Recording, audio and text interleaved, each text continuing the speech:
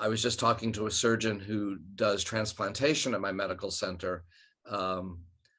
And I'm a liver pathologist, so I work with the liver transplant team. And he said, well, I'm just really a glorified car mechanic. And I was like, no, because bodies are not machines.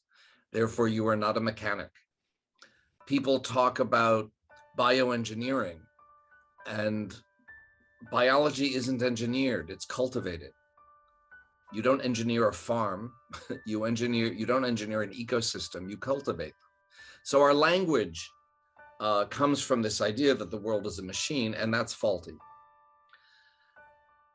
Then there are systems that we refer to as chaotic systems, and they're related to the mathematics of fractals, which fractal geometries, probably everyone you're listening to has heard of fractals and seen pictures of fractals.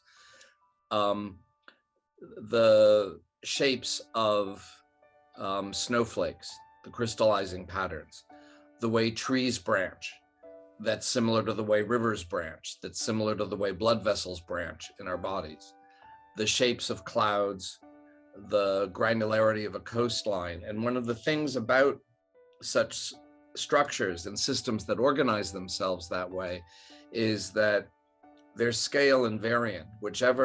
However close you go in, it always looks exactly the same.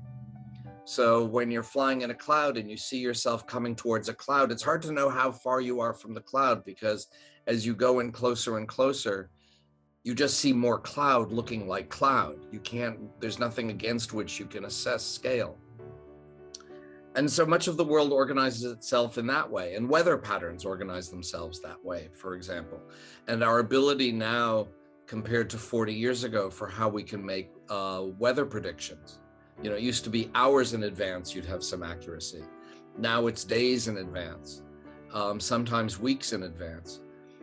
The reason is that those systems are utterly predictable if you know the precise starting conditions. So if you have a weather pattern and you repeat it over and over again, it will behave in precisely the same fashion. But small perturbations can change it dramatically. So this is the fabled butterfly in South America flapping its wings, causing a tornado in Texas. But the thing is that butterfly could flap its wings towards the right or to the left. And one might be a tornado in Texas, the other one might be smooth sailing in the South Pacific. So the father of chaos theory, Karl Lorenz, talked about it being predictably unpredictable. If you know the starting points, it will always be exactly the same.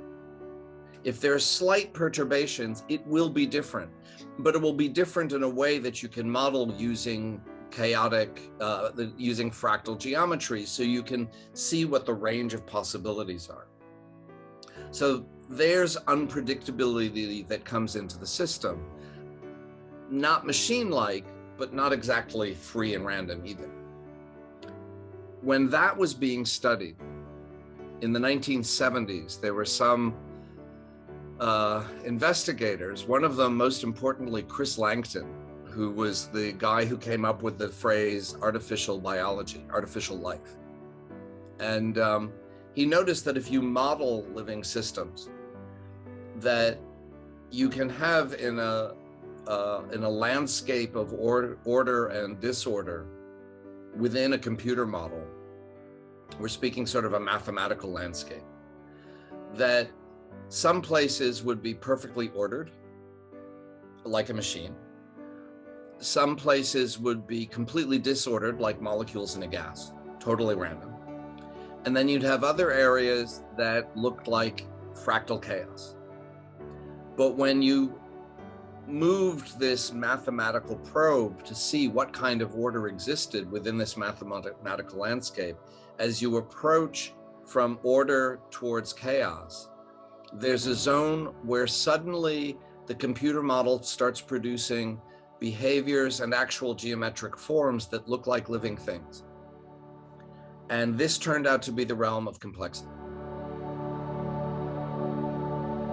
That's why knowledge